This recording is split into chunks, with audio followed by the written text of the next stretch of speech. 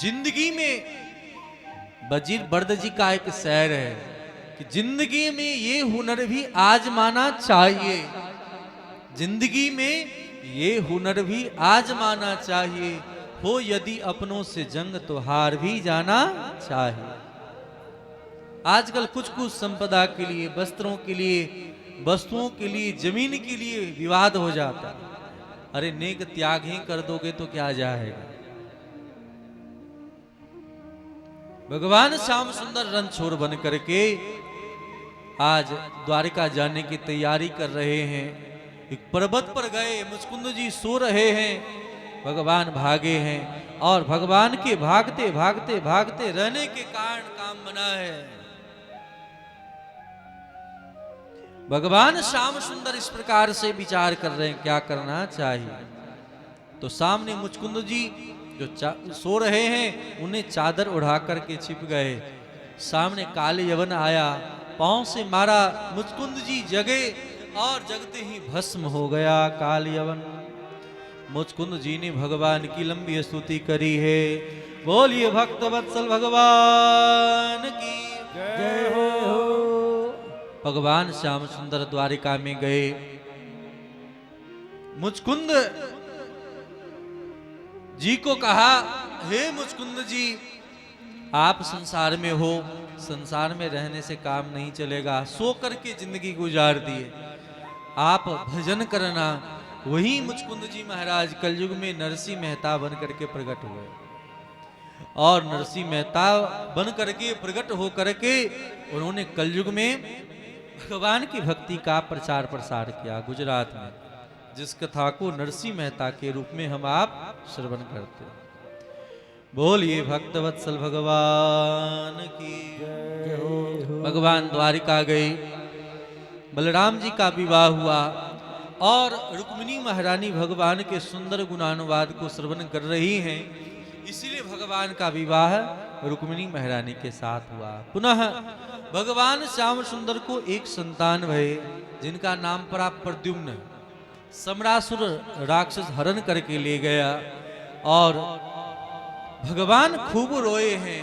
समय पाकर के प्रद्युम्न जी ने सम्रासुर का वध किया और वहां से लौट करके आ गए।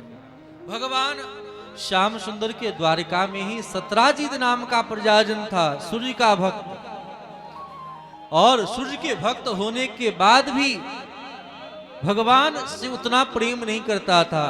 उनके इस प्रकार की स्थिति को देख करके भगवान श्याम सुंदर ने लीला करी है। सूर्य ने एक मणि दिया जिसका नाम है स्मंतक मणि। वह मणि सत्राजित को मिला, 10 भार स्वर्ण देता है। भगवान ने कहा कि देखो जो स्वर्ण होता है मुझे देना। सत्राजित ने मना कर दिया। समय पा करके सत्राजित के भाई प्रसेनजीत शिकार खेलने के लिए गए और एक व्याघ्र के माध्यम से मारे गए। भगवान को कलंक लगा है। देखो धर्मात्मा को भी कलंक लग जाता है।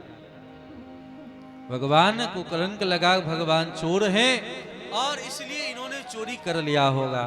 और उनकी इस प्रकार के भाव स्थिति को देख करके भगवान श्याम सुंदर प्रजाजनों को लेकर के जंगल में गए और जंगल जाकर के उन्होंने व्याघ्र को मरा हुआ देखा। आगे गए तो जामवंत जी की गुफा को देखा जहां जामवंती मणि के साथ खेल रही थी। मणि मांगा है। जामवंत जी से 28 दिनों तक लड़ाई हुई। भगवान को पहचान करके भगवान के चरणों में वंदन किया। जामवंत जी भगवान को पहचान करके लंबी स्तुति करते हैं। भगवान ने मणि के लिए कहा तो अपनी पुत्री का ब्याह जामवंती का भगवान के साथ कर दिया। बोलिए जानकी जामवंती बल्लभ भगवान की जय हो। इस प्रकार से जामवंती का ब्याह भगवान के साथ हुआ। मणि लेकर के आए, सत्राजित को दिया। सत्राजित लज्जित होकर के अपनी पुत्री सत्यभामा का ब्याह भगवान के साथ कर दिया। भगवान का तीसरा विवाह हुआ। चतुर्थ विवाह कालिंदी के साथ हुआ और कालिंदी के साथ होने के बाद 5वां विवाह नग्नजीती के साथ मित्रविंदा के साथ, लक्ष्मणा के साथ और 8वां विवाह भद्रा के साथ हुआ। इस प्रकार भगवान के 8 विवाह संपन्न हुए। अपनी सभा में, सुधर्मा सभा में बैठ करके प्रजाजनों को बड़ा ही सुंदर उपदेश किया करते हैं। बड़ा ही आनंद हुआ। बीच बीच में हस्तिनापुर आकर के यहाँ भी सबों का मदद करते हैं। 5 पांडवों का राजसूय यज्ञ हुआ, महाभारत की तैयारी भई।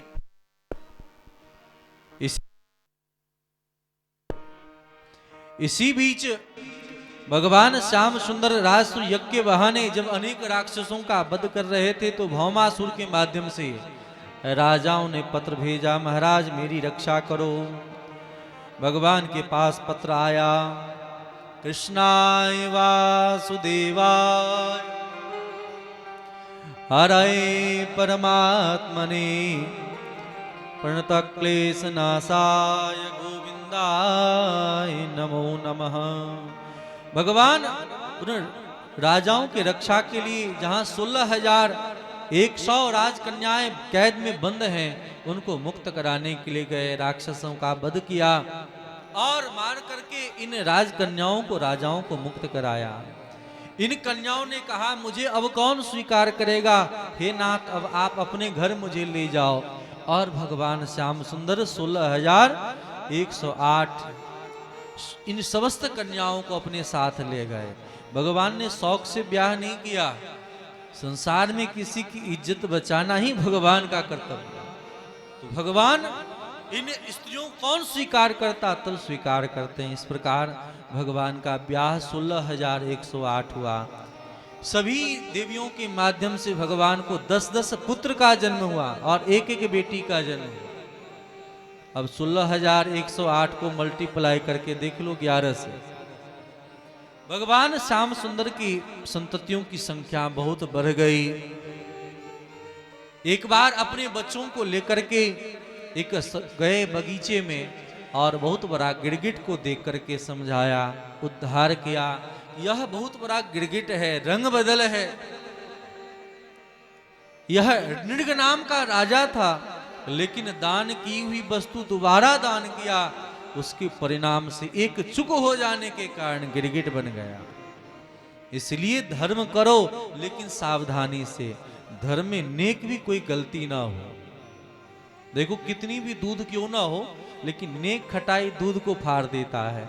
उसी प्रकार भक्ति के क्रम में नेक ऐसा कोई साधन न बन जाए जिससे सब कमियों पर पूरा भार ही पड़ जाए, ऐसा न हो।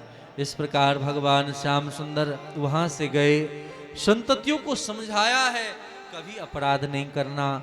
वेद भगवान की बड़ी सुंदर स्तुति हुई। भगवान श्याम सुंदर ने पांडवों के रक्षा करी है, अपने संततियों का सुंदर ढंग से ब्याह कराया है। बोलिए वेद भगवान की जय हो। इसी प्रकार भगवान श्याम सुंदर की कथा सुनते सुनते श्री परीक्षित जी महाराज से श्री सुखदेव जी ने कहा कि 7वां दिन है गए, अरे अब तो आप जाने वाले हो, अपने मन को भगवान में स्थापित कर लो। क्यों? क्योंकि भगवान से बढ़कर के कुछ है नहीं। या कुछ और सुनने की मन है तो बताओ। तो श्री परीक्षित जी ने कहा, गुरुदेव मेरे मन में भगवान की एक और करुणापूर्ण कथा सुनने की अभिलाषा है। बोले क्या सुनने की अभिलाषा है? बोले भगवान कैसे कृपा करते हैं। संसार में हर कोई तो यही समझता है कि दोस्त बड़ों को बनाना चाहिए, अथवा जो बड़े लोग होते हैं बड़े को बड़े ही दोस्त होते हैं। लेकिन भगवान के साथ भी ऐसा ही है क्या? बोले नहीं। तो बोले कैसे, कोई कथा याद है? बोले हाँ। तो एक कथा सुनाते हैं। एक धर्मात्मा थे, इन लोगों को ले जाएं भीतर और कथा सुनाते हैं कि देखो देखो एक ब्राह्मण थे, भागवत में जैसी कथा, परम संतुष्ट परम धर्मात्मा। और धर्मात्मा पुरुषों के जीवन में सब कुछ सद अनुकूल ही होता है, लेकिन काम कैसे बना? बोलिए भक्त वत्सल भगवान की जय हो। बोले इनके जीवन में एक अभाव था। क्या? बोले संसार में बच्चों को गुजर बसर करने के लिए कुछ न कुछ अभाव बनी हुई। इनका नाम है सुदामा। सुदामा का मतलब होता है जिनका दाम सुंदर हो, मन सुंदर हो। देखो